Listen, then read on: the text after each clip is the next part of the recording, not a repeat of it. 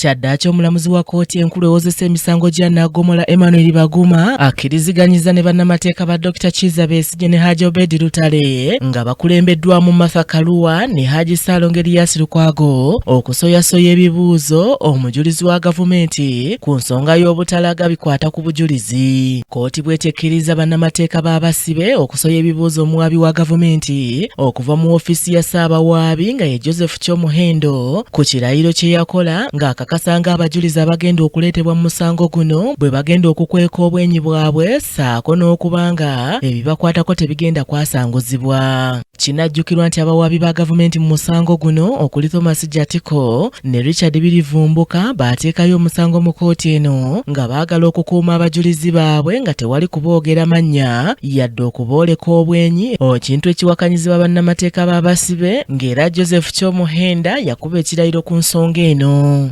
Wabula kkooti leero ekkiriziganyiza ne bannamateeka ba Dr. Kizza Besigye nti ku lw'obwenkanya n'okubanga munnamateeka w'omuwawaabirwa nnamba 3 Kapiteeni Dennis Oya Ola oludda oluwaabi terumulinaako buzibu kubuuza Joseph Kyomuhendo bibuuzo nga talaba nsonga lwaki aba Besigye ate bo bagaanibwa.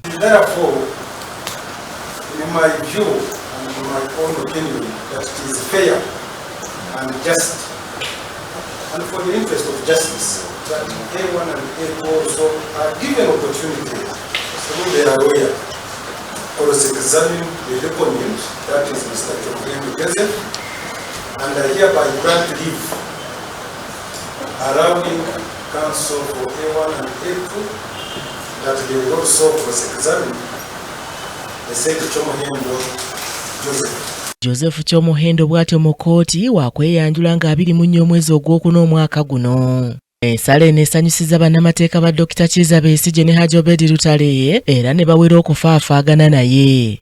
Omujulizi waabwe gwe baateekako mukulu Kyomuhendo yawa ensonga lwaki tebaagala abajulizi bwe bagenda kuleeta amannya gaabwe gategerekeke, wa gye babeera, biki bye bakola, ye beebaani ne feesi zaabwe mbu tezirabikako.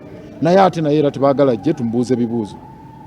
Ako kokka ndowooza kkooti leero kekkirizaayo okuva lwe twajja wano nti tuba cross-examining ka tumulinze mukulu Kyomuhendo ng'ennaku z'omwezi 24 omwezi ogwokuna ajja nnyonnyole lwaki baagala okweka abajulizi, lwaki tebaagala abajulizi abo be boogerako abalumiriza Besigye, abalumiriza Obedi Lutale bajje boogere wa gye babeera, biki bye bakola, nsonga ki ne feesi zaabwe tuzirabeko. Mu kusooka omulamuzi ono asoose kulabula abawaabi ba gavumenti ku ky'okujja ekikeerezi mu kkooti. Bazze leeti keesi yabadde ya ssaawa 5 twajadijaninga ffenna nga bali mu kkooti, naye bazze essaawa zigenda kuwera 7 nga tebalina nsonga ya Simba gye bawanga bonna balaba bapalapalanya bupalapalanya, so kikulaga tebalina bujulizi. Dr. Kizza Besigye ne Hajji Obedi Lutale awamu ne Kapiteeni Dennis Oya Ola bavunaanibwa musango gwa kulya mu nsi olukwe n'ekigendererwa eky'okuvuunika gavumenti eya Pulezidenti Museveni era nga kiteeberezebwa nti omusango guno baaguddiza mu nsi okuli Uganda, Kenya, Switzerland ne Greece wakati w'omwaka gwa 2023 ne 2024 mu mwezi ogw'E11. Omusango kkooti egwongezaayo okutuusa ng'ennaku z'omwezi 24 omwezi ogwokuna omwaka guno. Annette Nakayibaale yakusakidde eggulire lino ku Rocket TV amalindirire.